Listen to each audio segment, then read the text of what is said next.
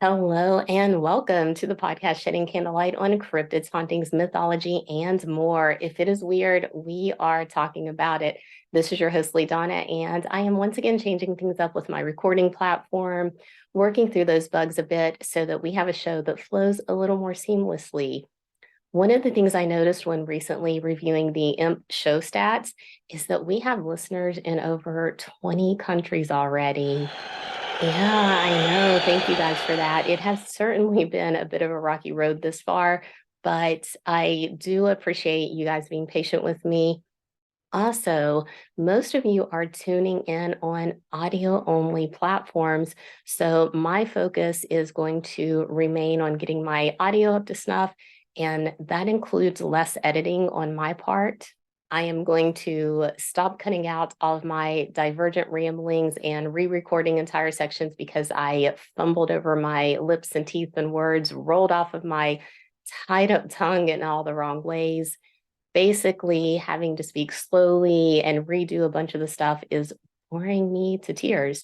So I feel it when I'm recording, and when I'm editing, I can see that visible change in my demeanor, that point at which I'm getting fatigued with the retakes and overthinking all of the pronunciations.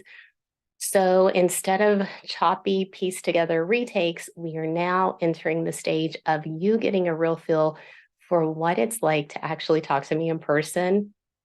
Rabbit trails, half sentences, indecipherable words. It is all coming at you right now. If you are like me and you want a video option, even though you are not actually into watching podcasts, I will still be putting the video version up on Spotify and YouTube. Just look for the Immortal Monsters podcast on either of those platforms. Keep in mind that I did remove the podcast videos from my book channel on YouTube. So to get the podcast videos, you will now have to subscribe to the Immortal Monsters channel. I think right now I have like 4 subscribers on the podcast channel, and I am related to at least 3 of those. So please do like and subscribe if YouTube is your thing, and that way you will be notified when I upload a new episode each month. In addition to that, the video version will also go up on patreon.com/LeeDawna, along with a bonus episode. On Patreon, you also have access to all of my ebooks and audiobooks.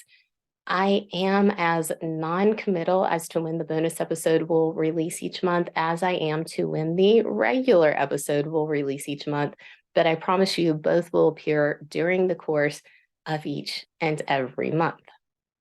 So far, the bonus episodes consist of me sharing my personal paranormal stories with you, and I have cried in every single video, so that has been fun. The crying makes it to where I am not willing to go back and re-record those videos. I'll only cry again. So as subpar as they are, the videos are serving as lessons in humility. So as cringeworthy as they are going to stay up. And I'm going to keep telling myself that when I am gone from this earth, my family is going to cherish my humiliation, or they'll delete it. Kind of hard to say, probably a toss-up at this point. What's important is that you guys know I am focusing on audio right now and pulling back from worrying whether or not the video is turning out okay, because honestly, worrying about it hasn't made it any better. In some ways, I think it's only made it worse. So if me not looking into the camera or not hiding the fact that I'm literally reading from the script that I wrote bothers you, please do not watch the video version. I beg of you. Having said that, the resources for today's episode can be found in the show notes. If the resource links are not clickable through your listening platform, just look for the link that will take you to a blog on my website where, with any luck, all of the links will be clickable. If not, drop me a line, and keep in mind that I am still trying to figure out how to hang up on a video call after my daughter-in-law does some kind of voodoo that has my phone making sounds that I have never heard it make before. So my help in remedying the problem is probably going to be nominal, but I will try. Yes, I do know that it is 2023 and the world is saturated in tech, but another thing that I noticed when perusing the podcast stats is that my age bracket, the 45 and over group, is the largest when it comes to the Immortal Monsters listenership. So in you, my fellow imps, I might have kindred spirits because you 70 babies understand my plight. You might even be a 60s baby from an era in human history that changed the landscape of our minds. A tumultuous and divisive decade marked by civil rights movements, the Vietnam War, political assassinations, protest, and the rise of bell-bottomed free love. Some of you might know that LeeDawna is my pen name based on my mother having wanted to name me LeeDawna Sunshine. She knew I was going to be a little hippy dippy, and she also knew about another really important event that took place in the 1960s, the collapse of the Silver Bridge just before Christmas on December 15th, 1967. This bridge was part of U.S. Route 35, and it spanned the Ohio River, connecting Gallipolis, Ohio, with Point Pleasant, West Virginia.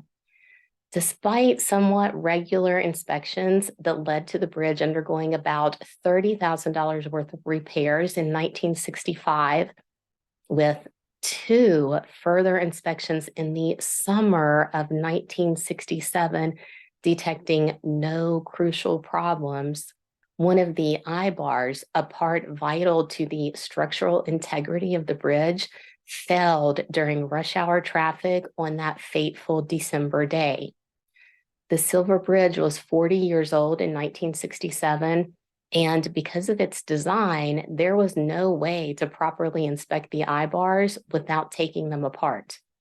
No one knew a critical sized flaw had developed in the eye of one of the eye bars, a result of what the National Transportation Safety Board later deemed a defect of the joint action of stress corrosion and corrosion fatigue. 46 people died in the collapse of the Silver Bridge. 2 of those victims washed away in the icy waters below, their bodies never to be found. President Lyndon B. Johnson expressed shock at the cruel tragedy and loss of life.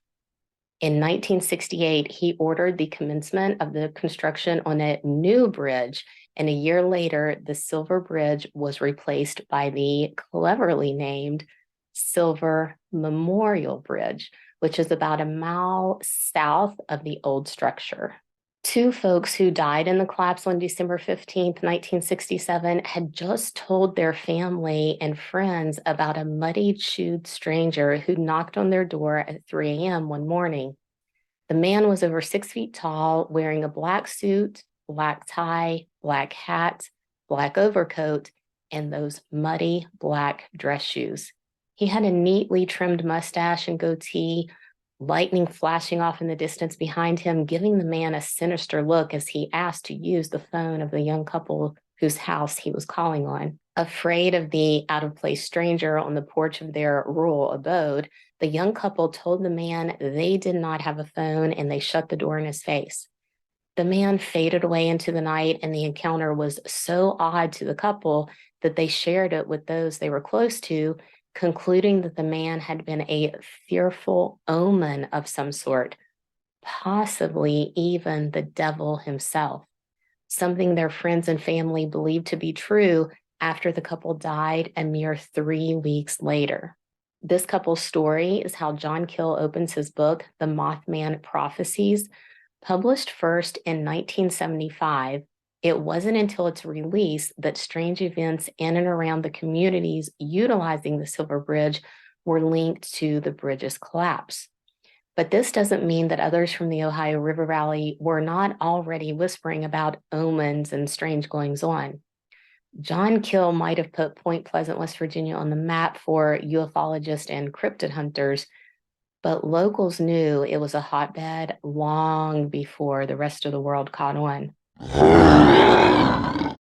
I am going to read an excerpt from page 17 of the Mothman Prophecies, where John Keel sums up what many of us think when it comes to the paranormal, because you see, he was the stranger knocking on that couple's door. He was in the area and had run off the road.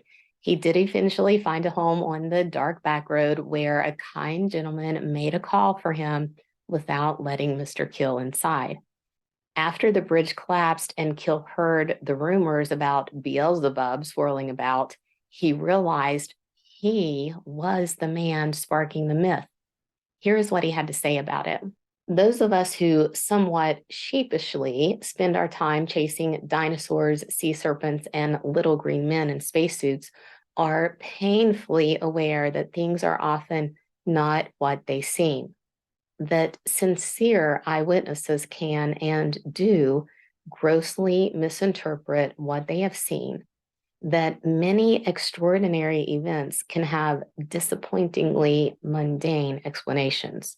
For every report I have published in my articles and books, I have shelved maybe 50 others because they had a possible explanation, or because I detected problematic details in the witness's story. He goes on to say, I have come across many events which seemed perfectly normal in one context, but which were actually most unusual when compared with similar events. That is, some apparent coincidences cease to be coincidental when you realize they have been repeated again and again in many parts of the world. Collect enough of these coincidences together, and you have a whole tapestry of the paranormal. I grew up in a rural, sleepy town of my own, roughly 2 hours from Point Pleasant. During the time of the Mothman sightings in the Ohio River Valley, my mom would have been between the ages of 10 and 13. When she told me about the story in the early 80s, I was 7 at the most, and what she described to me did not go by the Mothman moniker. I actually never heard of Mothman until I was in my 30s, which is crazy since I still live relatively close to that area. But I do tend to keep to myself, and I also don't pay a whole lot of attention to anything. So I'm sure I heard about what is now a pretty famous festival in Point Pleasant, but just never bothered to see what all the hype was about. Now, I have no idea how my mom knew about what was later dubbed Mothman. We were what I like to call fetch water from the creek poor, so we didn't have access or really any sort of literature lying about. On the rare occasions when we did, I was an obsessive consumer of those things, a very early reader, and one of these people who academics always came easy for. My son is the same way. He was reading whole chapter books by the age of 4. So I feel pretty confident that if we'd had John Keel's Mothman Prophecies book when I was a child, I would have known. Usually, when my mom had a book, it was a Danielle Steele novel. So I assume what she relayed to me in the early 80s was either from news or radio reports she heard as a child, or maybe someone she knew had the book. I don't really know, and she's no longer with us, so I can't ask her. What I can relay to you is what I recall her talking to me about. Back in those days, I spent a bulk of my time exploring the expansive woods around us. Sun up until sundown outside in the woods was my preferred location. And honestly, that remains true to this day. I am a wanderer, and as much as I love humanity, I will choose plants over people every time I get the chance.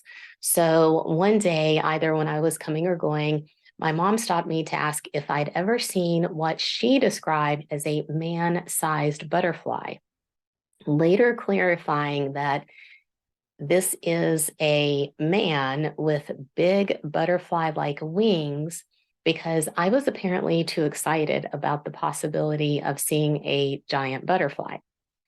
When we get into the meat of the Mothman story, you'll hear about a child who described a large butterfly in his yard.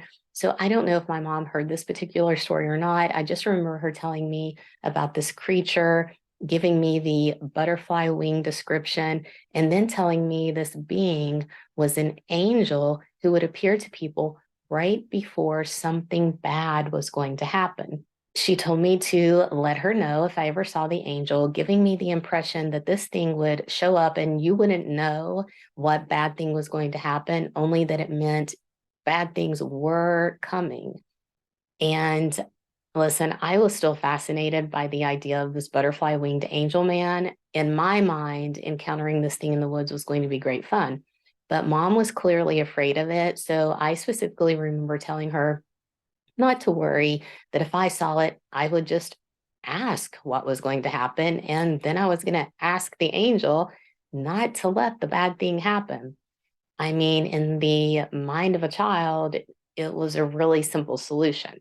Not so, according to my mother. She was adamant that this angel was a bad one and that if I saw it, I should run. She then told me about the Silver Bridge collapse and how many people lost their lives. Her position was that this angel could have stopped what happened, but chose not to.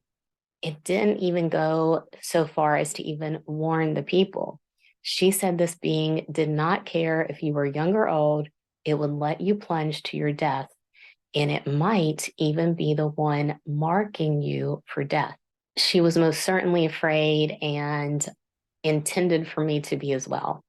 But somewhere along the way, I forgot all about the butterfly winged bad angel. It wasn't until I heard Mothman being spoken about in relation to the collapse of the Silver Bridge that I connected it with the story I heard as a child. When doing research on the Mothman, I can almost see the stories my mom would have been aware of and how, as practically a local, she would have dismissed newspaper monikers in favor of a religious or even somewhat superstitious belief. This is what Keel touches on throughout his book because just like the young couple started by the strange-looking city slicker knocking on their door in the middle of the night, people defer to what they know in order to explain what they do not understand. This goes for both believers and skeptics alike. So, as we digest the highly strange events of the Ohio River Valley during the rise of the Mothman lore, I implore you to consider how you might describe such events if they happen to you. The Ohio River Valley, where the bulk of our Mothman sightings take place, stretches from where the Ohio River is formed by the convergence of the Allegheny and Monongalia rivers at Point State Park in Pittsburgh, Pennsylvania, ending 981 miles downstream in Cairo, Illinois. The river valley cuts through parts of Ohio, West Virginia, Kentucky, and Indiana. With a rich history dating back to the pre-Columbian era when Native American tribes lived in the region, the river valley has always been an important part of the tapestry of life for this area. In 1669, French expeditionist Robert de La Salle led a team to the Ohio River. When he saw it, he called it La Belle Riviere, a beautiful river. In 1763, the French relinquished control of the river valley, putting it into the hands of the British.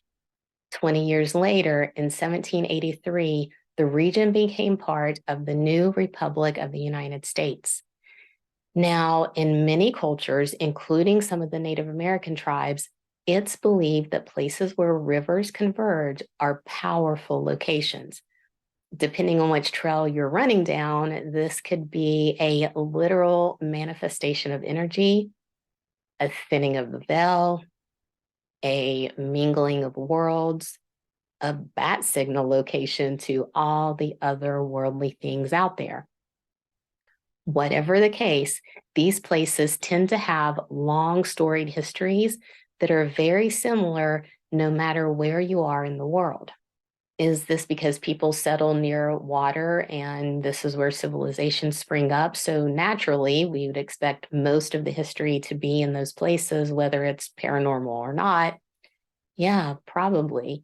But then we have to account for things like Native American reports about crafts emerging from the water at certain times each year, or little people running around the banks collecting who knows what.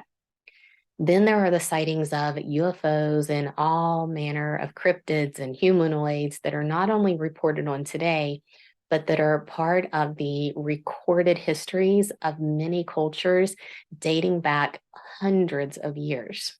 Relatively recently, we've found civilizations that predate what was once considered the beginning of civilization. And world governments are going ahead and admitting to, yeah, we have UFO activity recorded.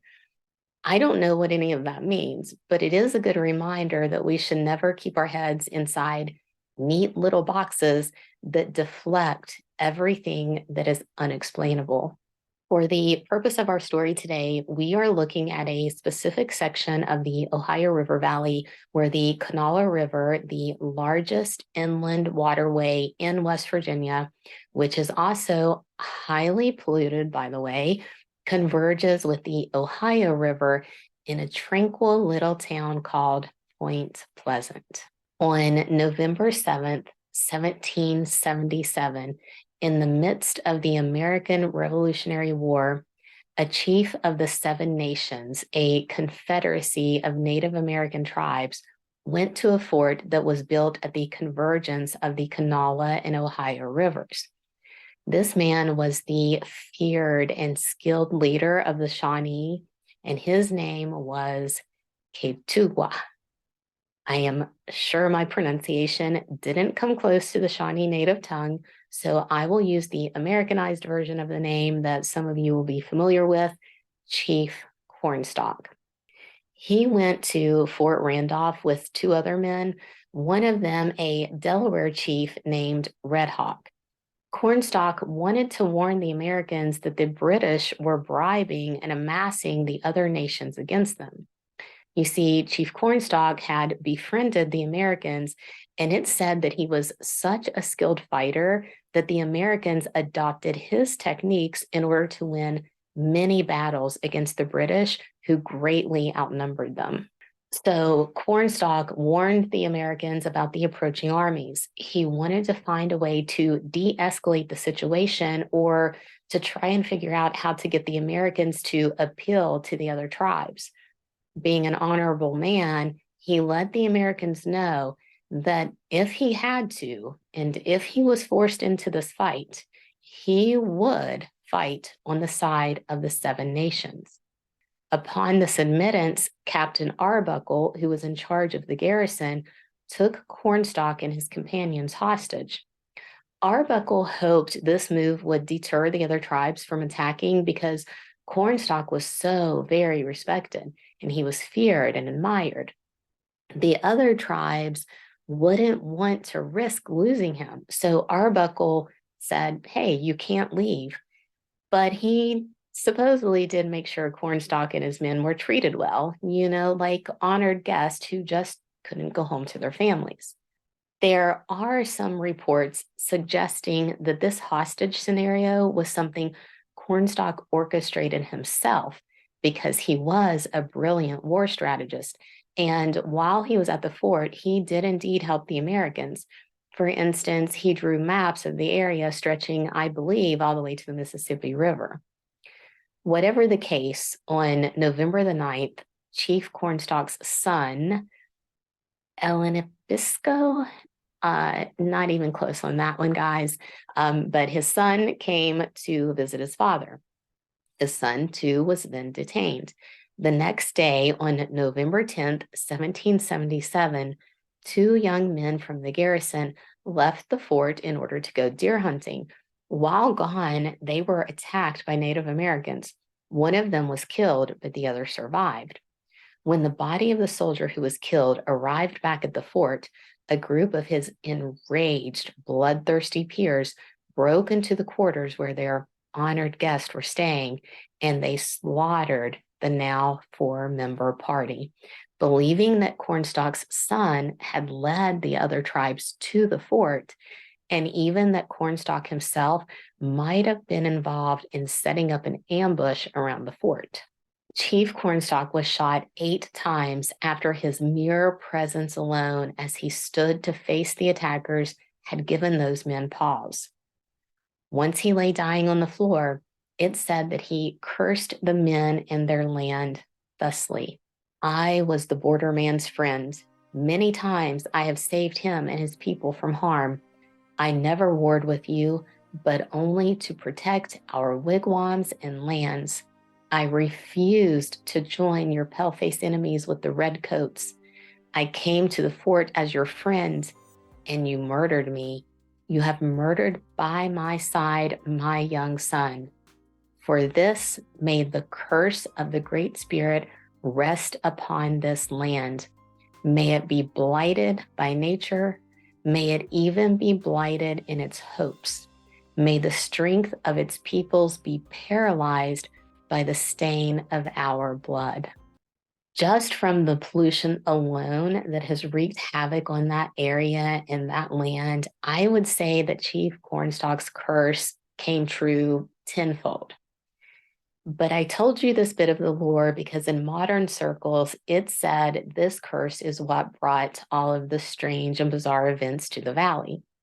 I personally disagree because there are some strange sightings, ghost lights, and creature encounters that predate this curse. So my opinion is that if Cornstalk had power or was bestowed a dying curse by some higher power, the curse manifested in mankind's destruction of that area, not by sending creatures and UFOs into the area. I will also go ahead and mention that while the bodies of the other 3 men killed that day were thrown into the river, Cornstalk was buried outside the fort. After the town of Point Pleasant was built around the location of the fort and the population grew, his body was later moved to the grounds of the Mason County Courthouse. It was moved, I believe, twice more, the last time in 1955, when the chief's remains were reinterred at 2 Indiwee State Park on the banks of the Ohio River in the location of the Battle of Point Pleasant. I think there is still a monument commemorating this man's life. I have not been to that park in ages, but I'm pretty sure there's maybe even a couple of monuments in the area bearing his name. In the book Haunted Valley by James Gay Jones, there is a beautiful retelling of Cornstalk's curse, and it gives a lot of other little details about the history of Point Pleasant. Definitely worth reading if you are into history and folk tales of Appalachia. This book also records birdman sightings that happened well before the traditionally thought of timeline for the Mothman appearances. I'm going to start with those because of similarities to the Mothman lore, and also because I'm working on the premise that if there is truth to the idea that at the place where rivers converge, there is wacky stuff happening, then it's reasonable to believe that what we now call the Mothman was in that area long before the events of the 1960s. I'm going to read an excerpt from Haunted Valley. This comes from page 31. Some close observers of these events have reported that on a number of occasions since the early years of this century, a large bird with the head of a man and wingspread of at least 12 feet has been seen just prior to or immediately after the occurrence of a tragic event at Point Pleasant. Sightings of the birdman have been reported by a number of rural farm families in Mason, Jackson, Roane, Clay, and Kanawha counties. About the time of World War I, the birdman was reported having been observed flying over the hamlet of Looneyville, up Johnson Creek, and down Gabe in Roane County, thence down the Elk Valley into the Kanawha. Its monstrous size and dark reddish feathers, which glistened in the sunlight, cast fear in all who saw it.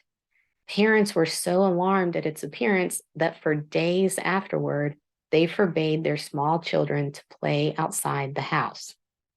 After World War II, a number of people have reported that they were chased by the huge bird while they were traveling on the highways of Mason, Jackson, and Wood counties in the vicinity of the Ohio River. Some people believe that Birdman is the spirit of Red Hawk, the Shawnee warrior who was killed at the time of Cornstalk's murder. His appearance, they believe, is either to warn the people of the area of an impending catastrophe or to come after the occurrence of a tragic event to view the extent of the destruction that has befallen the stricken community. He goes on to say on page 33, many believe the town could settle down and prosper if only the ghosts of Cornstalk and Red Hawk could be laid to rest. From this point of view, the birdman sightings are spirits or maybe even reincarnated type beings. There's a lot to be looked into if you want to go down that trail, but we haven't gotten to the good stuff yet. So I am going to press forward with sightings because the great debate here will always be, what is this creature that we call Mothman? Cryptozoological, paranormal, misidentified known bird, alien, fae, inorganic life form, or as my mother certainly thought, a celestial being. Another pretty convoluted part of the story is how it is so entwined with other creature and UFO style sightings. Because I am not doing a 75-part series on the entire oddness of the Ohio River Valley, I am going to stick to birdman-like sightings. I will mention some of the other things, but the two books I've mentioned, along with the websites I will link to, will get you all of the nitty-gritty details if you would like to do some research on your own. In my next Patreon, I will touch on some of the UFO and other sightings happening in conjunction with the Mothman, and I will share my own personal encounter with an unidentified red-eyed creature on a dusty back road in nowhere, West Virginia, about an hour outside of Point Pleasant. It is not that cool of a story, so please don't sign up just for that. But since new eyewitness reports are constantly popping up and from all over the world, do send me any encounters that you might have had with this seemingly prophetic being, and maybe we will revisit this topic in the future, spanning out of West Virginia to discuss sightings like the birdman who would do aerial displays in the skies over Coney Island in New York throughout 1877 to 1880, or the Titanic white bird that fluttered around California in 1905, the man who could fly that was known to the people in the remote river valley in Russia in 1908, the Mexican Icals, who are supposedly tiny men endowed with the power of flight, who are said to live in caves and kidnap humans. Or we could talk about India's giant bird known as the Garuda. There is also the thunderbird known as Piasa to the Native Americans in the Dakotas. This massive bird is said to carry off children and old people. But more interesting to our story today is that the thunderbird is depicted as being accompanied by loud noises, hums, buzzes, and rumbles from the infrasonic and ultrasonic levels. It's said to have terrifying red eyes and a long tail. Many of the people who saw the Mothman throughout the 1960s were later plagued by strange noises, buzzes, hums, clicks, robotic or machine-sounding types of clatter on their phones, and even televisions exploding or their picture tubes simply going out. This same type of vexation also fell upon the people seeing UFOs during this time. Again, we are not discussing the UFO flap today.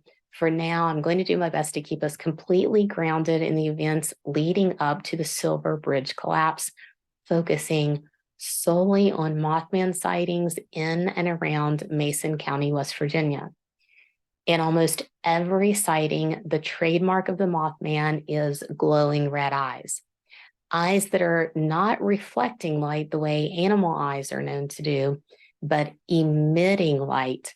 In most accounts, people also did not see ahead, but reported the creature to have eyes glowing from the center of its chest. In many of these cases, the people would also suffer from conjunctivitis as if they had been outside staring at the sun. Their eyes would be swollen and infected after seeing the creature and its hypnotic, glowing red eyes.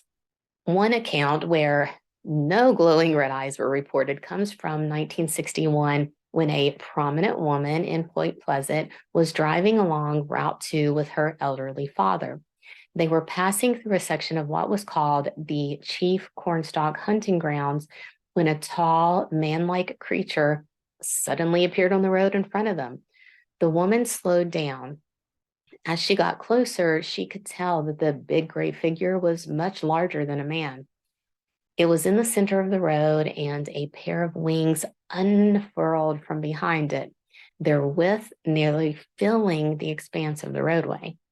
The woman said it looked like a small airplane, and when it took off, it shot straight up into the sky, disappearing from view in seconds. We were both terrified, she said. I stepped on the gas and we got out of there. We talked it over and decided not to tell anybody about it. Who would believe us anyway? In November 1965, somewhere in Mason County, a young boy tells his mom he just saw an angel in the front yard. The following summer in 1966, a woman reports seeing a winged apparition. On November 1st, 1966, a National Guardsman who was working at the National Guard Armory on the edge of Point Pleasant saw a figure perched on the limb of a tree beyond the high fence. It was so large, he thought it was a man in a brown suit, but after studying it for a while, he decided it was the biggest bird he'd ever seen. He called some of his friends to come down and take a look, but by the time they got there, it was gone. The next day, November 2nd, 1966, Woodrow Derenberger had a vividly detailed encounter with a UFO that landed on the road in front of him. A man who identified himself as Cold spoke to Mr. Derenberger. If you do not know the story of Mr. Cold, you are not going to hear it today. I will cover it in the Patreon because it is a doozy. And that's saying a lot considering the super weird things that were happening in mass during 1966 and 1967. With nearly daily reports of one kind strange or the other, it's hard to say if any, all, or none of it is related. But on November 11th, 1966, 10 days after the Birdman was seen by the National Guardsman, Kenneth Duncan had 4 friends helping him dig a grave for his father-in-law in a wooded cemetery in Reamer, just outside of Clendenin, which is about an hour or so drive from the National Guard Armory. Just before dusk, Duncan and his friends saw what they described as a brown winged human being. It dove down over them several times, swooping over their heads before flying off into the trees. 3 days later, on November the 14th, Newell Partridge was watching television with his wife. It was around 10:30 that night when the TV blinked out and what Partridge described as a real fine herringbone pattern appeared on the screen. At the same time, the television started emitting a loud whining noise, winding up to a high pitch, peaking and breaking off as if you were on a musical scale, went as high as you could, and then came back down. Then it would repeat the process. Partridge said the noise reminded him of a hand field generator that might be used for portable radio transmission in an emergency.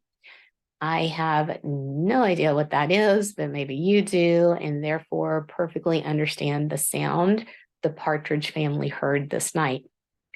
Now, many years later, Mr. Partridge added extra detail to his story, like how the television wasn't only making noise, but that when he stood up to turn it off because it was hurting their ears, it blew up, shattering glass clear across the room. In every version of his story, he talks about how the family's brute of a German Shepherd named Bandit was outside on the porch and started barking at the same time when the television started making noise. Mr. Partridge grabbed a flashlight and went outside to see what was going on with his dog. As the owner of a shepherd and knowing several others, I can attest to the fact that if they are barking, there is a reason. They aren't yappy dogs who bark at every little noise. So Partridge was right to think something was up. When he got outside, the dog was sitting on the edge of the porch, howling down toward what I've heard called a hay barn and what Partridge called in one interview a pump house. Either way, this building was about 150 yards away. Partridge shined the light in that direction and picked up two red circles, eyes that looked like bicycle reflectors. Now, here's where he adds a little more detail later in life, saying he saw a pair of bright red lights flickering in the darkness, and they were whipping around like a helicopter rotor, but without making a sound. An avid hunter, Partridge knew what the eyes of the animals around him looked like at night, and what he was seeing now were too large to be anything he was familiar with. Worse, when his flashlight scanned over the eyes, Bandit took off after whatever the creature was. Awash with cold fear, Partridge did not follow his dog. He said later that he had called his dog for several minutes, but then was suddenly struck by the notion that he should go back inside. He slept with a loaded gun beside his bed that night, but later said that it was almost as if he was in a trance, right along with his wife. He went into the house and the two of them went to bed without even discussing what had happened. The next morning, Partridge followed Bandit's tracks from the house down to the muddy area around the barn where the eyes had been. Bandit's tracks went round and round in circles. Again, as a shepherd owner, I can tell you that Bandit was doing this behavior because he was picking up the scent. Only Bandit's footprints led nowhere else. He ran to the barn, circled where the eyes had been, and then vanished. 3 days later, the Partridge family had an encounter with 4 strangers and a UFO that eclipsed the sun, which is a story for our Patreon. 5 miles north of Point Pleasant is a 3,655-acre tract of land called the Clifton F. McClintock Wildlife Management Area, known locally as the TNT area because during the height of the Second World War, it was the secret site of the West Virginia Ordnance Works. Miles of tunnels were dug, linking camouflage buildings and factories so that the area could be used without appearing to be anything of military importance when or if viewed from above. Igloo-type domes covered in earth and grass were fitted with heavy steel doors and dotted the landscape, housing explosives. After the war, most of the explosives were removed. One of the igloos went kaboom in 2010 when 20,000 pounds of explosives decided to blow. But the government thought they had abandoned ship in stellar fashion, as they do, and they went on to lease the property to industrial firms who repurposed the igloos, storing dangerous toxins and chemicals inside. Companies akin to DuPont, who are still poisoning the land and the waters in both the Ohio and Kanawha River valleys to this very day. After these companies did their damage, but before the extent of the massive contamination was known, at least to the people outside of the chemical companies and the EPA, both of which are fully aware of the damage still being done in the river valleys today, the TNT area was turned into the wildlife management land that it is today. The pollution is important to note because there are some theories concerning some of the humanoid or cryptid sightings in this area being a result of the pollution. Think Teenage Mutant Ninja Turtles. In 1966, the igloo structures were breaking down. Their earthen camouflage gone, leaving visible white domes dotting the landscape. The tunnels had previously been filled and sealed, and the buildings left as nothing more than shells.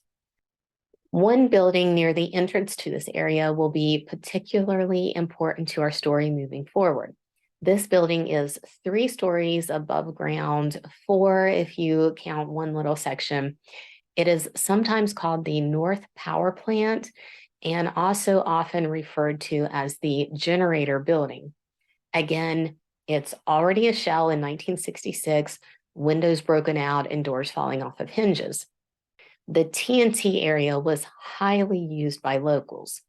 Hunting, hiking, and in the evenings, the teens and young people would gather in the area.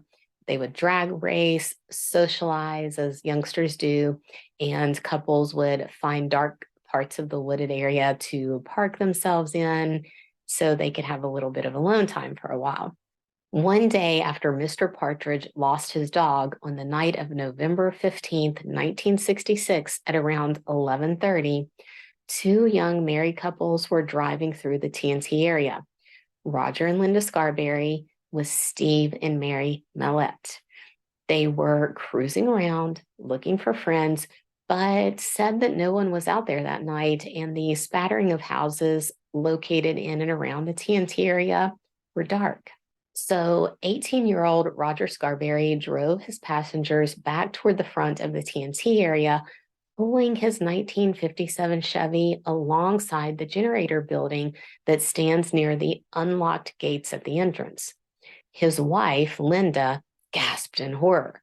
In the darkness near the building were two bright red circular eyes, described as being 2 inches in diameter and 6 inches apart. The four startled young adults watched as the lights bobbed away, being attached to some huge grayish-collared animal walking on sturdy, man-like legs. Roger later described it as shaped like a man, but bigger, maybe 6.5 or 7 feet tall, and it had big wings folded against its back. Linda said about this creature, it was those eyes that got us. It had 2 big eyes like automobile reflectors. If you recall from Bandit the German Shepherd's disappearance just one day before the sighting, the big round eyes were first described as resembling bicycle reflectors. Roger Scarberry added to his wife's description of the eyes, they were hypnotic. For a minute, we could only stare at it. This creature turned away from them and slowly entered the generator building through an ajar door that was hanging off of its hinges. Steve yelled from the back seat, telling Roger to get them out of there. And that's just what Roger did. He hit the gas and they sped out of there, heading for Route 62. Little did they know, they were not alone. Suddenly, they saw the creature again, or another one just like it. It was standing on a hill near the road. As they sped past, it spread bat-like wings and took off straight up into the air, exactly like the creature the lady and her elderly father had seen back in 1961. Only this time, the creature followed the 2 young couples. Roger claimed to have been going 100 miles per hour, while the occupants of the car claimed the creature was keeping up with them without ever flapping its wings. This is another major commonality in Mothman sightings.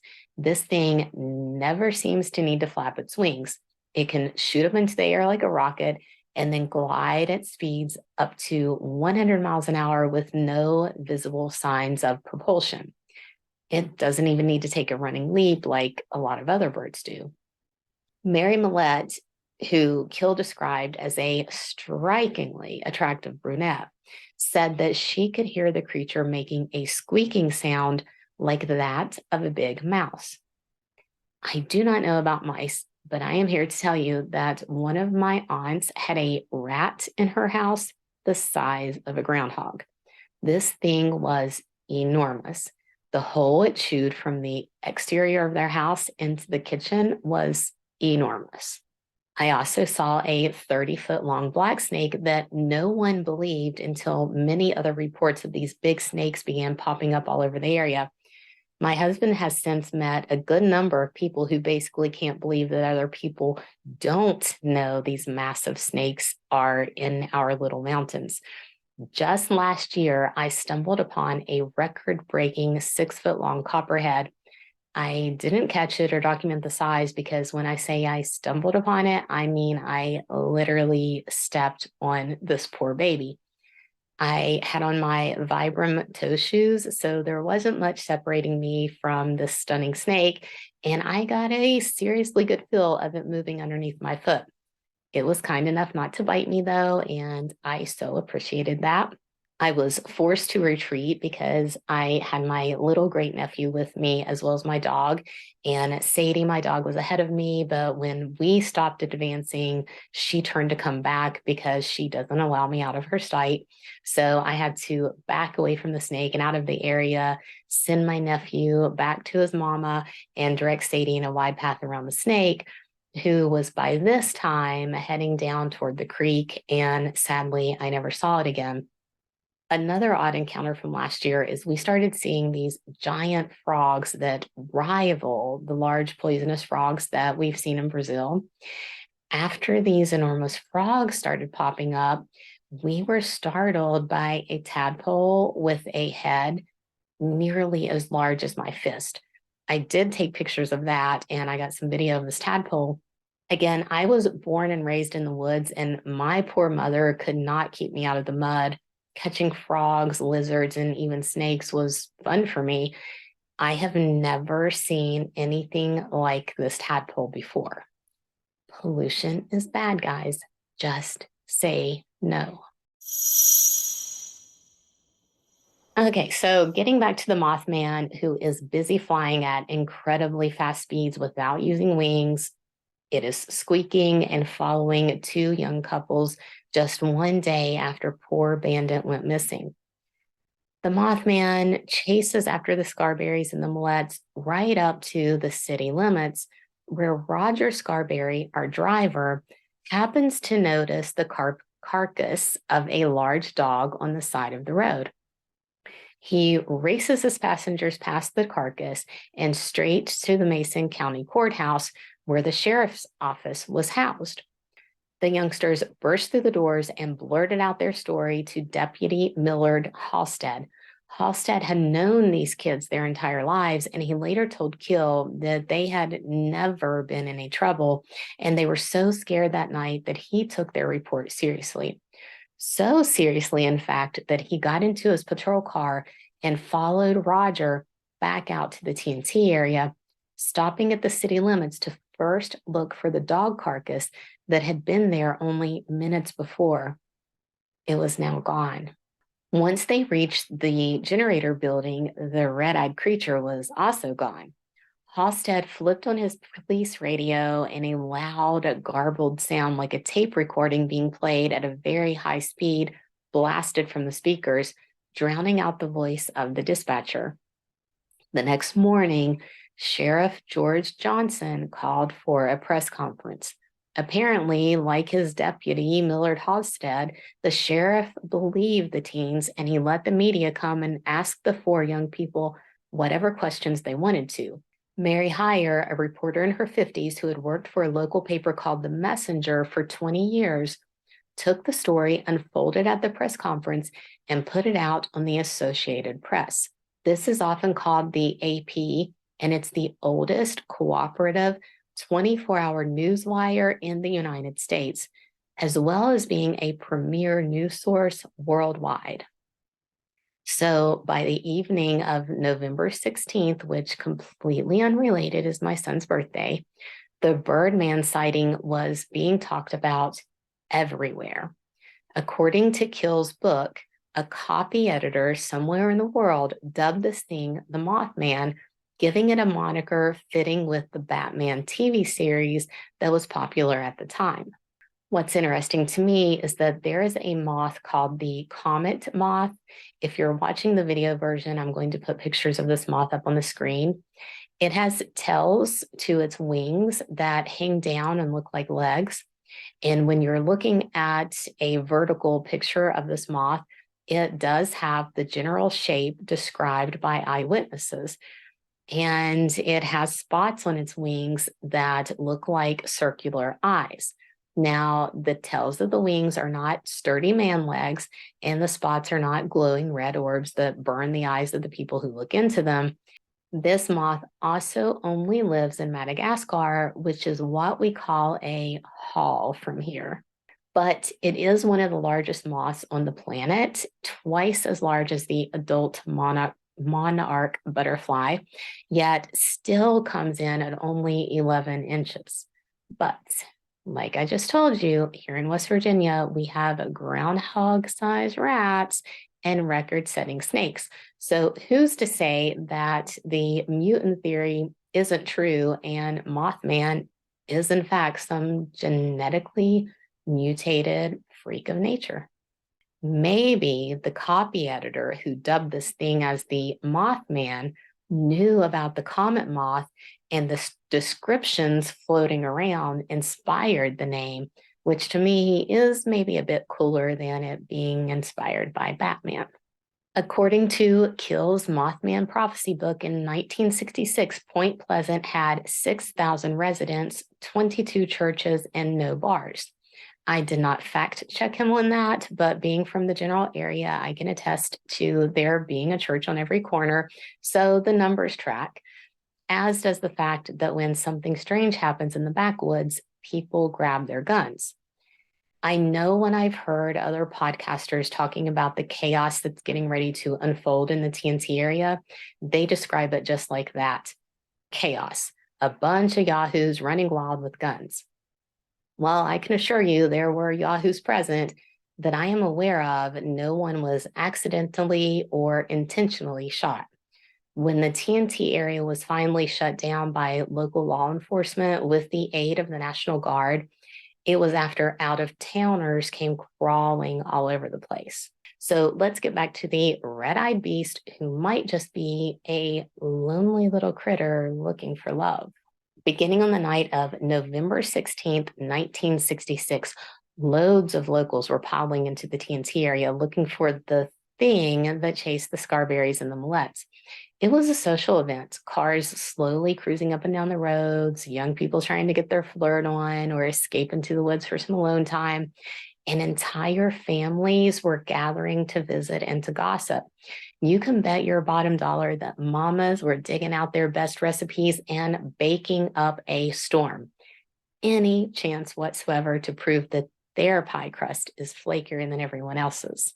A volunteer firefighter who was put on traffic duty in the area told a reporter that it looked like the Mason County Fair.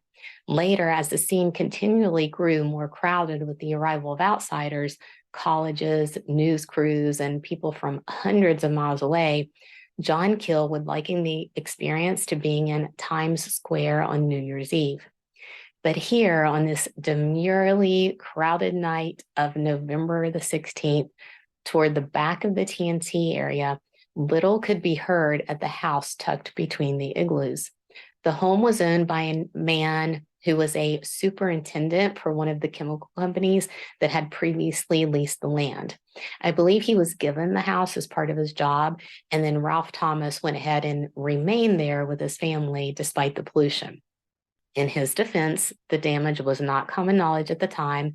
Maybe he wasn't paying attention to the animals and fish dying or growing tumors or having open and bleeding ulcers. These companies got away with it then, and they're still poisoning the groundwater today. We see it in the animals, and guess what? Humans are animals. Anyway, I told you guys I'm not cutting this stuff out. So Ralph's wife, Virginia, which also is my grandmother's name, was reportedly gifted with precognition. It would be interesting to know if this was the case before they moved into the TNT area, but at any rate, Virginia's family and friends knew her to be pretty spot on with what she would report to them. But Virginia herself did not like to talk about this gift that she had. She was deeply religious and went to church often. I'm sure anytime the doors were open. And on the night of the 16th, church is exactly where Ralph and Virginia were. Maybe. The story I'm getting ready to tell you is another one of those that evolved over time. I'll attempt to separate the initial report from later versions, and we're going to touch on why these stories might have changed over time once we finally reach the end of today's show. This is a long one, but I don't want to break it up. You guys have the option to pause anytime it's convenient for you. So originally it was reported that Ralph and Virginia were not home, but their 3 children were. Later, Marcella Bennett, who is Virginia's sister, seems to infer that Ralph and Virginia were home, stating that they visited with them for about an hour and a half. Now, I could be misunderstanding her later account of the story, and what Marcella meant was that they visited with only the 3 children for an hour and a half. Another change is the timing of the sighting of a red light in the sky. It either happened on the drive to Virginia's house, which is what was originally reported, or when they were outside of Virginia's house going back to the car after their hour and a half long visit. They being Virginia's younger siblings, Marcella Bennett, who was 21, Raymond Wamsley, who was 19, Raymond's wife, Kathy, and Marcella's 3-year-old daughter, Tina. It was around 9 p.m. and the group was traveling in Raymond's car on a road that took them into the TNT area without taking them past the carnival that was happening at the main gates. They saw a red light moving around in the sky above the TNT area. They couldn't figure out what it was. It didn't move like an airplane, and the light did not look quite right to be an airplane either. The group arrives at Virginia's house, and when they're leaving, something stirs in the darkness behind the vehicle. Marcella described it like this. It seemed as if it had been lying down. It rose up slowly from the ground, a big gray thing, bigger than a man with terrible glowing red eyes. In her first retelling of the story, she said she was so afraid that she dropped her baby.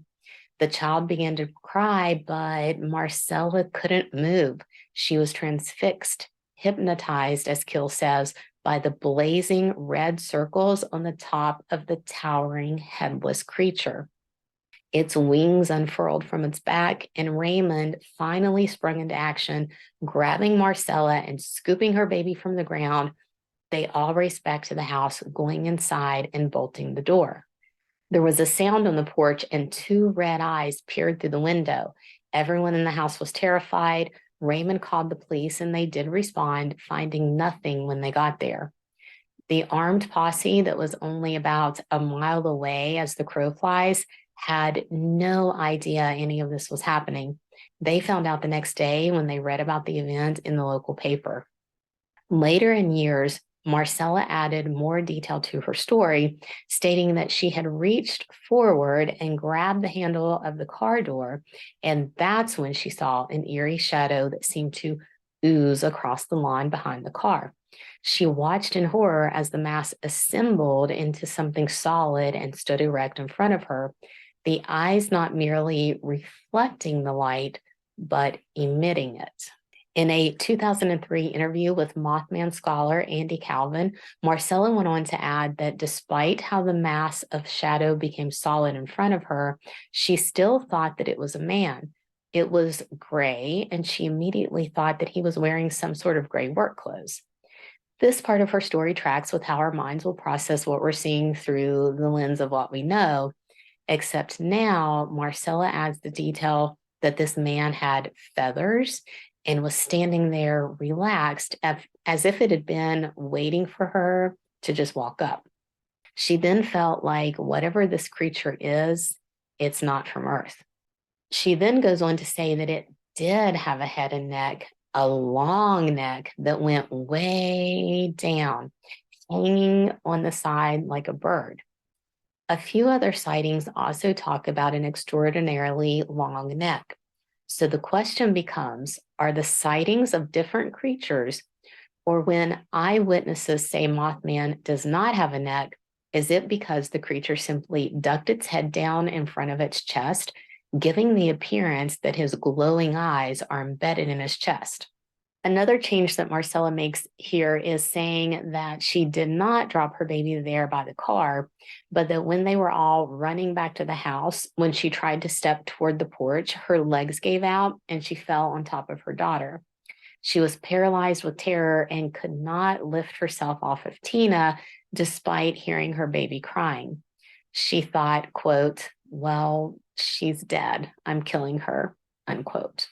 Marcella said it was as if she was in a trance, lying there, presumably smothering her child.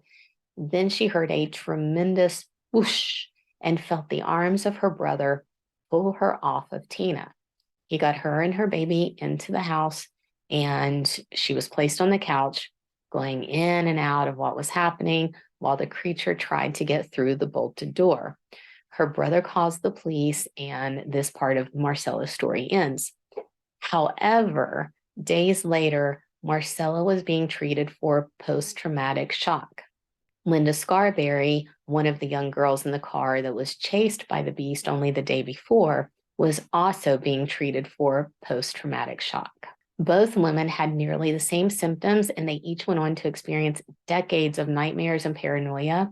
Marcella was convinced the Mothman was watching her. For the rest of her life, she never drove alone after dark. And when she was in a vehicle, she would repeatedly check the back seat to make sure the creature wasn't behind her. Linda Scarberry claimed to see the being on no less than 18 more occasions. She was traumatized by what happened not only that first night, but for years after. The strange noises, the Morse code sounding phone calls. It was so bad for Linda and Roger that they abandoned their home and moved in with her parents. Yet the noises persisted. Roger went on to have odd dreams, and maybe even some of them were premonitions. Many people who saw the Mothman later had similar dreams and other problems. Eventually, this once in love young couple divorced, their lives never being the same as they'd been before November 15th, 1966. At 4:45 on the morning of November 17th, a music teacher who lived in Ohio just across the river from the TNT area saw an enormous object hovering at treetop level in a field across the road. It was bright and glowing with red and green lights. It did a zigzag motion and suddenly disappeared. Later that day, a 17-year-old boy was driving down the same road not far from the teacher's house and saw what he described as a huge bird. It dove at his car and pursued him for about a mile or so. November 18th, two firemen from Point Pleasant were in the TNT area and encountered a giant bird with big red eyes. Other sightings were reported that day, not only all over Mason County, but in surrounding counties. Word was spreading, and people were reporting what they'd seen recently or in the past. A woman named Loretta claimed to see something shoot across the skyline before landing in a group of trees. Around the same time, an owl with a 5-foot wingspan was shot and killed by a farmer, thus sparking skeptics to claim the sightings were always only a misidentified owl. November 19th, an article appears in the Huntington Herald-Dispatch where an associate professor of wildlife biology at West Virginia University, Dr. Robert L. Smith, is quoted as telling Sheriff Johnson that the thing that has been frightening people is a bird that's migrating through the area. Smith claimed the sightings were a perfect match to the sandhill crane. Eyewitnesses vehemently disagreed, and John Keel later tucked a photograph of a sandhill crane into his briefcase, pulling it out and never having a single person identify the bird as anything close to what they saw. Sunday, November 20th, about 55 miles from Point Pleasant, an unnamed couple flagged down a Charleston police officer to say they had been chased by a giant bird-like creature. Hours later, 5 teenagers driving along Campbell's Creek saw a grayish, man-sized bird-like creature standing beside a rock quarry. It ran off, disappearing into the woods, and one of the witnesses, Brenda Jones, said of the encounter, "No one believes us because we're teenagers, but it was real scary." One retelling of the story says the creature had glowing red eyes. Yet another says Brenda's friends, who were all boys, tried to corner the creature, but it got away. November 21st, back in Charleston, a man named Richard West called the police to report a 6-foot-tall, red-eyed Batman with a 7-foot wingspan sitting atop his neighbor's garage. Before Officer Tucker, who took the report, had a chance to send anyone out to Richard's neighborhood, the bird took off like a helicopter, straight up into the air without so much as a single beat of its wings. An elderly businessman in Point Pleasant stepped outside to see why his dog was barking, only to be transfixed by a 6 or 7 foot tall gray being with flaming red eyes. Mothman flew away, and the man stumbled back inside, so pale and shaken that his wife thought he was having a heart attack. November 24th, 2 adults and 2 children were driving past the TNT area when they saw a giant flying creature with red eyes. November 25th at 7:15 a.m., a shoe salesman named Thomas Urey was driving on Route 62 just north of the TNT area. One account says he noticed a tall, gray, man-like figure standing in a field by the road. It spread its wings and shot straight into the sky like a helicopter. Another account says he saw it swoop up from the trees coming up from the river. He thought it was a helicopter, then it behaved like a bird soaring overhead, starting from a height of about 500 feet up and coming down to within 75 feet over the top of his car, circling as if as curious about him as he was of it. He hit the gas and the creature swooped down, staying above his vehicle, even when he hit a straight stretch where he estimated he was traveling around 90 miles an hour. In this later account, he says that the bird-like creature flew back off to whence it came, to the river. Thomas headed for Point Pleasant and went to the courthouse where he reported the harrowing encounter to sheriff. His original report says he described his fear like this: "I've never had that feeling before, a weird kind of fear. That fear gripped you and held you." Later, Thomas Urey doesn't seem to indicate that he was gripped in fear at all, but in curiosity.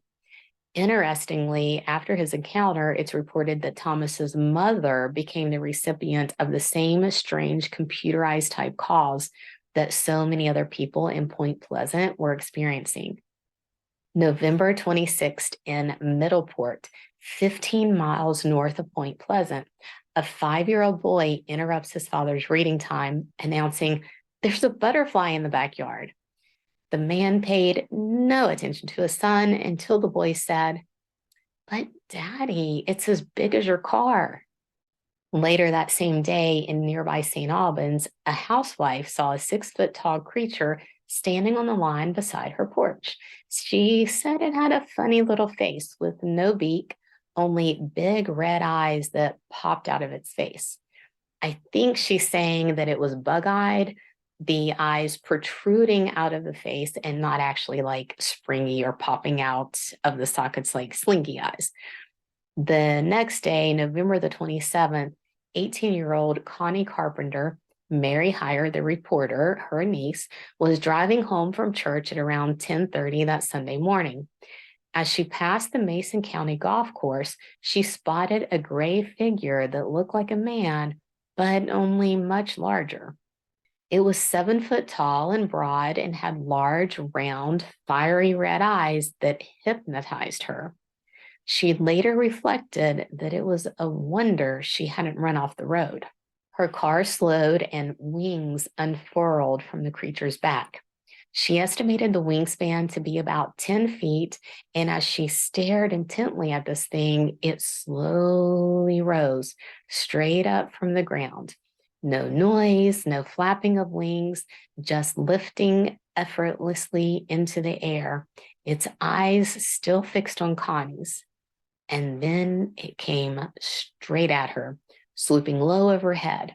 She hit the gas and got out of there, but Connie was one of those who suffered from conjunctivitis after looking into this creature's eyes. That evening, back in St. Albans, where the housewife saw a creature with the poppy red eyes, 13-year-old Sheila Kane and her younger sister saw an enormous 7-foot tall gray and white thing with red eyes standing next to the local junkyard. Sheila screamed and the thing flew up into the air, following the girls part of the way as they raced back to the safety of their home. Another account of this same story says the girls hid in a neighbor's house, with the neighbor confirming that they also saw the creature and that it was indeed following the girls. Back in the TNT area near the North Power Plant, somewhere along Camp Connolly Road, this road being a massive hotbed of UFO activity, 2 men on a motorcycle thought it would be fun to turn off their headlights because the moon was really bright on this night. They noticed a pair of vivid red eyes glowing from atop the power plant. They thought it was bicycle reflectors tacked up there, so they went to investigate, noticing that as they were directly under the building, the eyes seemed to be peering down at them now. Still, they went inside anyway, and they were able to see because the moonlight streaming in through the broken windows was really bright. So they traversed the rickety stairs, presumably to make their way up to the roof. At the end of one of the corridors ahead of them, where the moonlight could not reach, they saw something scuffling toward them from the darkness. They didn't know what it was, only able to make out an outline of something moving very slowly and very deliberately toward them. The creature stopped precisely at the line where the moonlight filtered in through a broken window. It was only 6 foot away from them and looked to be about 7 foot tall, with a bulky body on top, the torso quickly narrowing to a point above man-like legs. Its head was a U shape that sat on its shoulders, no neck apparent to the awestruck men. They weren't sure what it was, but considered it could be a kid in a costume playing around. So one of the men reached into his pocket and told the thing that he had a gun and was going to shoot, because that's what one does when you think there is a kid in a costume. Okay, the creature did not fall for this bluff. In fact, it didn't move, not right away. I'm guessing it stood there long enough to make a point, and then it began to lumber back and away from the 2 men, glass crunching beneath its feet. It stepped out onto the exposed beams, crossing over the floors below them, strolling casually across the catwalk. The men shouted in warning, telling whomever or whatever this thing was that those beams were about to give and that they were going to fall, presumably to their death. The creature didn't stop. It crossed the building and went out through an opening. The men heard what sounded like the beating of wings. They went back outside and looked around for the creature, but it was gone. A group of siblings, the older teenagers towing their younger siblings around with them, were passing through the TNT area after having gone out to watch a movie. Carlisle, who was driving, glanced over his twin sister's shoulder and saw this thing beside of their vehicle. His eyes wide, he told Faye not to look. But of course, when someone does that, you immediately look. Faye was stunned to see a creature with a tan and white feathered body, human-like head, red eyes, and 2 round nostrils lying flat against its face. Initially, she did not see wings and said it was so dark that she wasn't sure if it was running or flying. In an attempt to get away from the creature, Carlisle made a hard left and turned into the TNT area, skidding to a halt near the North Power Plant. The creature was still with them, and it hopped onto the hood of the car, peering through the windshield, looking back and forth between the twin siblings while their younger siblings cried from the back seat. The bird jumped off the car and leaped into the air, perching on the top floor of the old power plant. On that little section making up what could be called a 4th floor, or even, I believe somebody's called it a 5th floor. I'm assuming there's a basement, and that's why they would say it's the 5th floor. Anyway, Faye says it did leap, as she did not see any wings unfurl at this time. The creature just shot straight up into the air. Carlisle, being a teenage boy, then got out of the vehicle, and from the safety of right there behind his open door, he started throwing rocks and chunks of coal at the creature. It hissed at him, but he did not care because it was 4 stories away. So he kept chucking stuff until a piece of coal he threw had exploded right next to the creature's foot. The thing then rose to its full height, unfurled its wings, and glared down at him. Carlisle, suddenly not as brave as he thought he was, jumped back into the safety of his vehicle, but the red-eyed devil didn't attack. It jumped off the ledge, soaring away without flapping what Faye called the most beautiful wings you ever saw. So this is the first time that she saw its wings, is when it jumps off of this building. Another report from November 1966 comes from a school teacher named Lawrence Gray. It's a bit of a different nature, but a few of them are, so we're just going to roll with this, because at about 9:30 p.m., as Lawrence and his wife were returning home from church, he was hit with an overwhelming sense that someone was in the house. Lawrence didn't bother telling his wife about this, though. He just unlocked the door and they walked straight in. Once inside, his bad feeling got worse. Still, without telling his wife, he searched around a bit, looking in closets and under beds, all the usual hiding spots for intruders. While he was checking the spare bedroom, dead fear struck him. He sensed that someone was there, someone he could not see. So he goes to bed and he is sawing logs next to his wife when suddenly it's around 3 a.m. and he is wide awake. He looks out the window, which is the direction that he is facing, and he stated in one interview that there was a streetlight outside and he recalls seeing a car crossing the road. Meanwhile, a sense of dread is taking shape inside of him. He can feel the unseen thing again, only this time it is in his bedroom. Petrified, he slowly turns his head. There, across the room watching him, stands a 6 feet tall, dirty, dingy, gray-collared thing with the shape of a man, head and all, yet the shape wasn't quite right enough to be human. It had 2 arm-like things that looked like wings and deep-set eyes that were studying him. Lawrence said, quote, "This thing could see me and I could see it. We both knew we were looking at each other," unquote. Lawrence tried to yell, but he was paralyzed with fear. He was convinced that this inhuman thing was the devil himself because he could feel that it was 100% evil. He recited prayers in his mind and called on Jesus, recounting in a 2017 documentary that little by little, the evil thing disappeared, withering away like putting salt on a slug.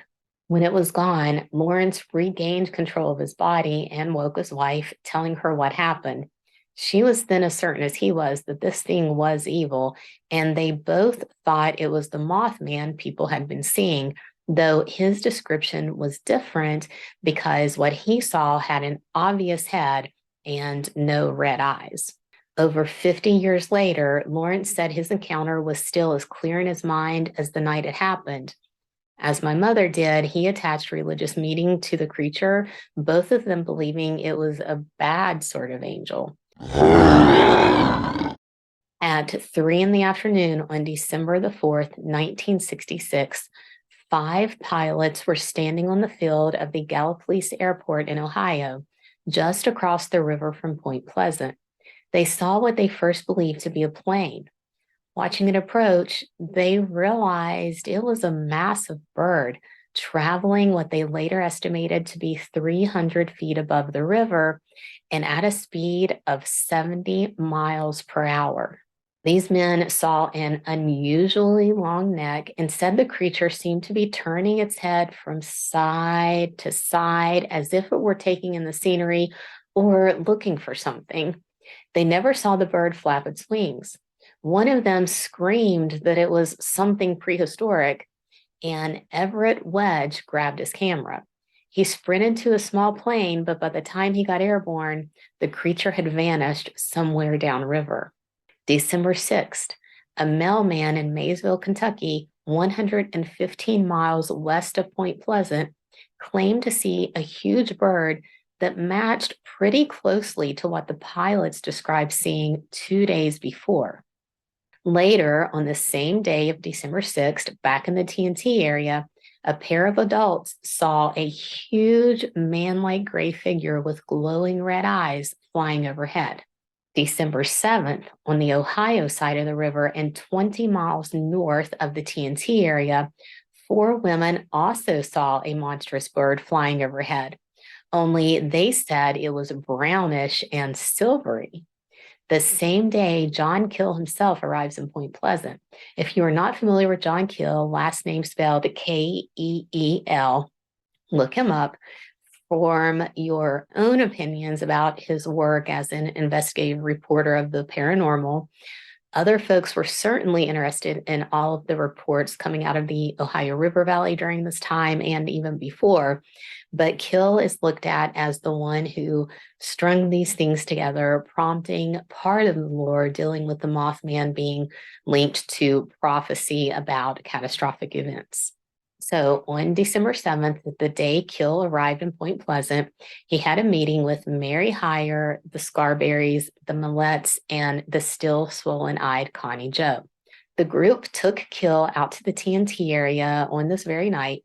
By this time, the gate to the TNT area had been closed by local police, but Keel, Roger, and Connie Joe shimmied through a gap and went inside the generator building while all the others waited outside the fencing. After finding nothing inside the building, the group is on their way back outside when Connie Joe looks over her shoulder and she screams, claiming to once again see those terrifying glowing red eyes. The men usher what Keel says is now a hysterical girl out and back to the rest of the group, a group that now includes Deputy Sullivan, who was patrolling the area. Mary Hyre asked Keel if it was him who had run out the back of the building earlier, claiming that they had all been looking through the fencing and into a field that runs behind the generator building. Keel let them know it wasn't him or anybody else with him, and he asked Deputy Sullivan if something really had been seen running from the building. Sullivan confirmed the sighting, but clarified that it was hard to tell what they saw, and it could have simply been a deer or some other known animal running away. The group that had remained outside the fencing also claimed to have heard a loud, hollow, metallic sound, like a piece of metal had fallen down from the top of the building. The people who had been inside the building never heard such a noise. As they're standing around discussing what happened and offering Connie what comfort they can, Mary Millette cups a hand over her ear. Keel shines his light at the young girl he found attractive and spotted a trickle of blood oozing from the young Mrs. Millette's ear.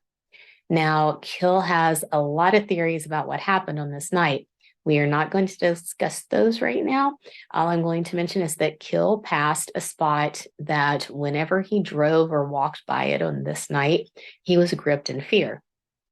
When he got to either side of this location, things would go back to normal. He tested the spot multiple times on this night, and he got the same reaction each time.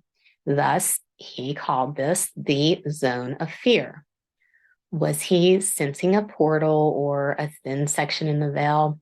Who knows? When Keel went back the next day, the zone was no longer there, so we are moving on. December 8th, someone reports seeing a shadowy figure with glowing red eyes standing on a hill. December 9th, Connie Joe, who was still recovering from what she saw with Keel at the power plant, claimed to see a pair of menacing red eyes staring at her through a window. December the 11th, a man and a boy in the TNT area saw a gray, man-shaped figure quickly fly over their heads. A lady driving on Route 35 saw a massive winged creature with self-luminous eyes shoot past her vehicle. Linda Scarberry, who was now living back in her parents' house, was sitting in an upstairs bedroom when she glanced out the window and saw the creature with its wings wrapped around its torso like it was trying to keep itself warm. Its head cocked sideways, looking right at her with those glowing red eyes. Only this time, she wasn't afraid. She was struck by the sense that this creature wasn't mean or evil. It was lonely, stuck in a place it did not recognize, a stranger in a strange land with no way to ask for the help it so desperately needed. After she had this possibly psychic connection with the creature, it took flight.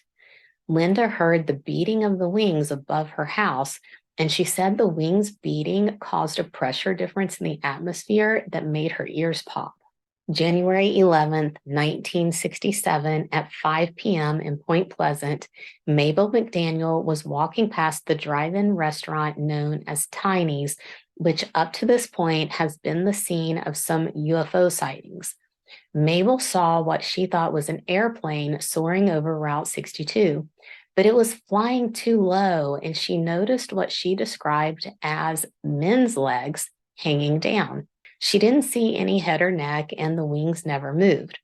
The creature circled over top the restaurant a few times and then flew off, its wings as unflapping as ever.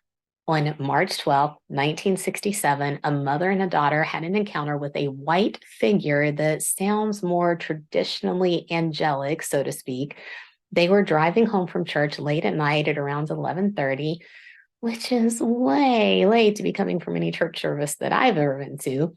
But anyway, they round a turn and their headlights fall on this set of curved wings that were spread out to about 10 feet wide.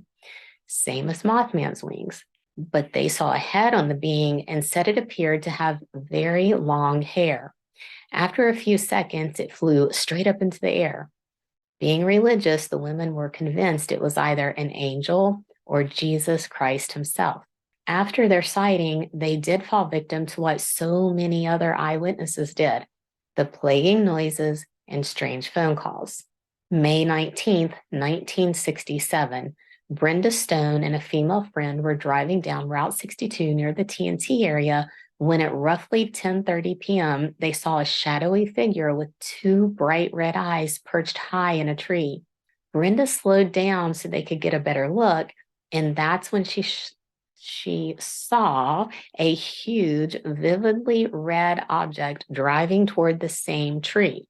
Without warning, the humanoid sprouted wings and shot up into the drifting red orb, and the UFO flew away.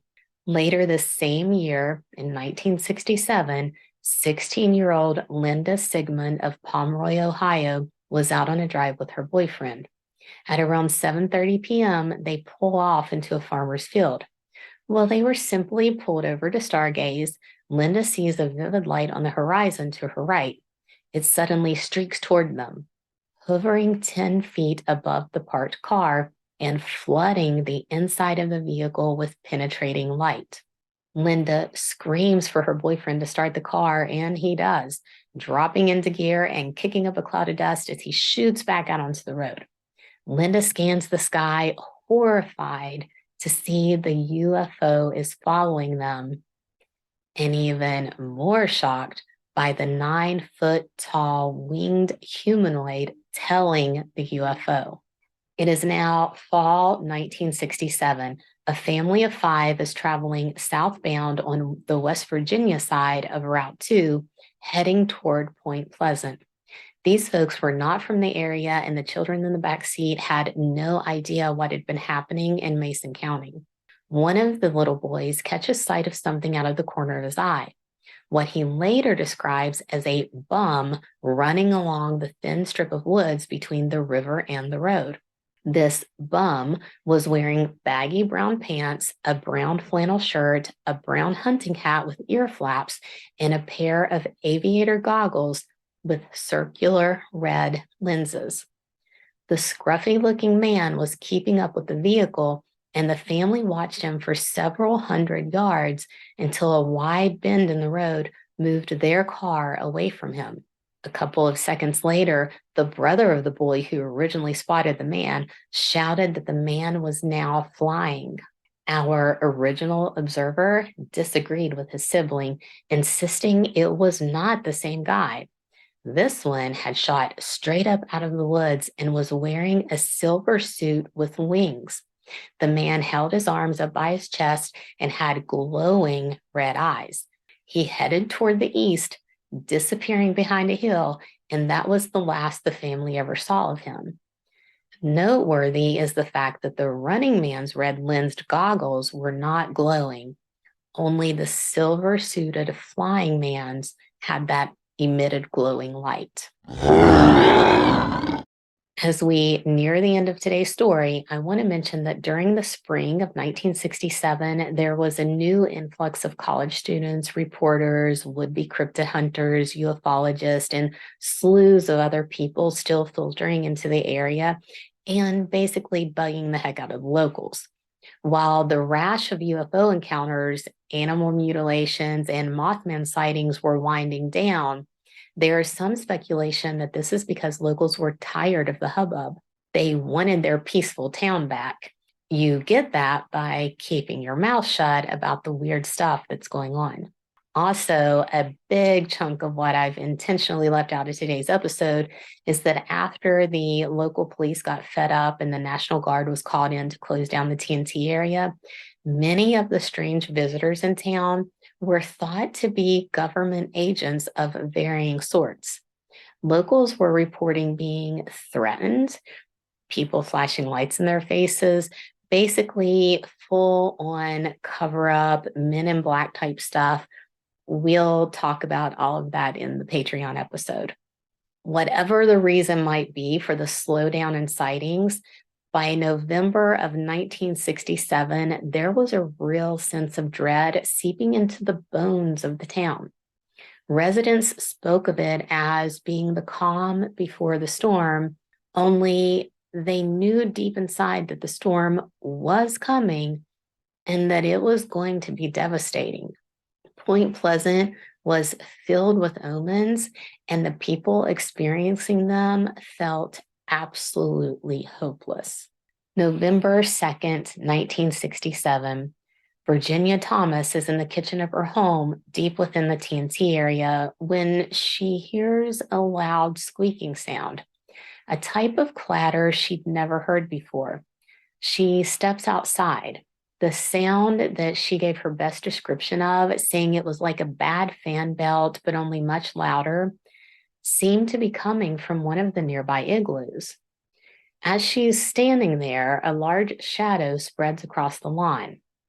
Then a figure appears, moving fast across the field. It's gray and larger than a man and moving too quickly to be human. It wasn't exactly walking or running, but gliding. After her sighting, the particularly gifted Mrs. Thomas was plagued by bad dreams. In these dreams, she would see a lot of strange people around the river. They would pour over the bridge in trucks and invade the TNT area. She would grab her kids and run, always waking up, unable to make sense of what the dreams meant. This same November, Mary Heyer was also having terrible nightmares.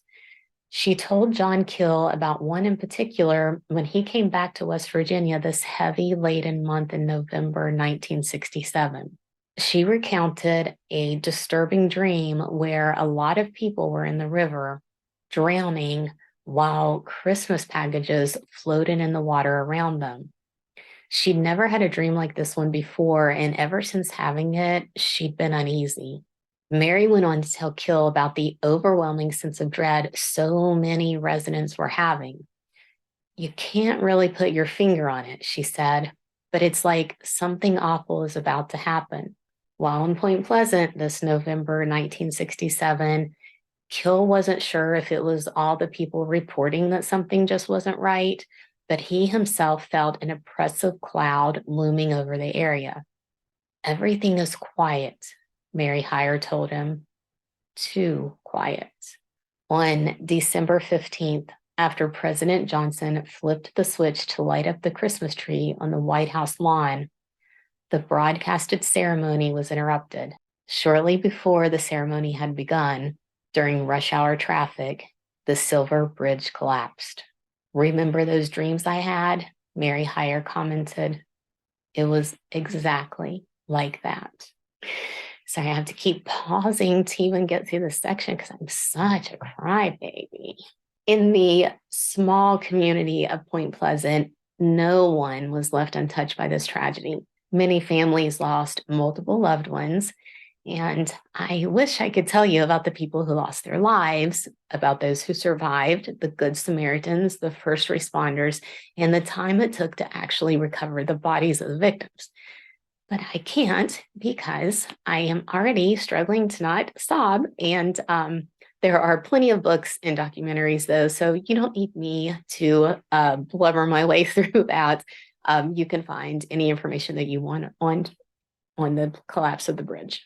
All I want to say is that the way some of the stories changed and evolved over time could be connected to the tragedy that struck Point Pleasant on this day. Again, if you lived there, someone you knew died that day, and very likely someone you loved. Trauma messes with our brains. However, as much as details can be lost and forgotten, they can also be remembered with time. Certainly, some people stretched their truth. Others remembered with truer clarity what their encounter had been. Because of the bridge collapse, the strange happenings in that region took on a more sinister vibe. Some of the trauma people experienced in later years being attributed to the Mothman, when more likely it was because of the general trauma that plagued the area.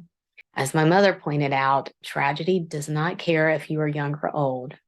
It doesn't care if you've lived a full life or are days into your first breath.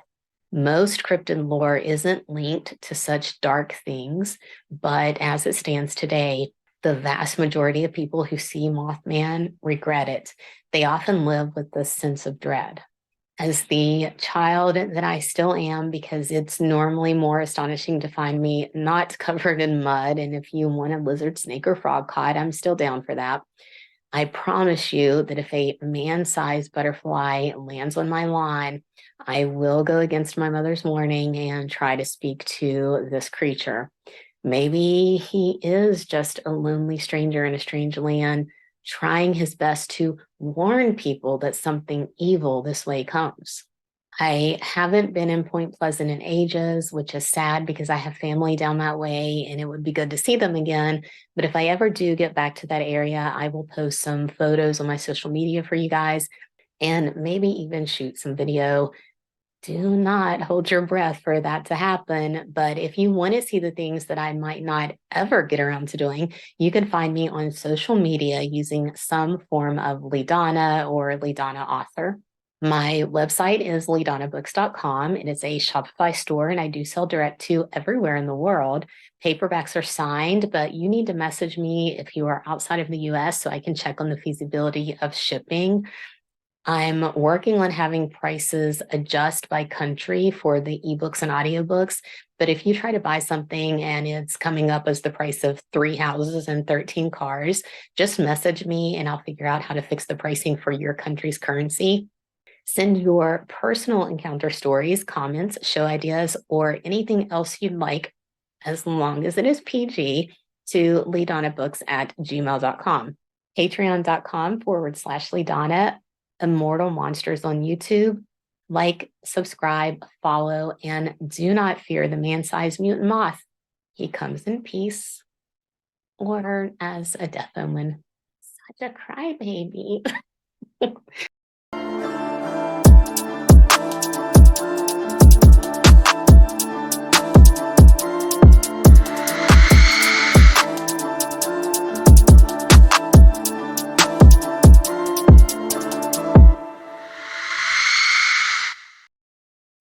no monsters.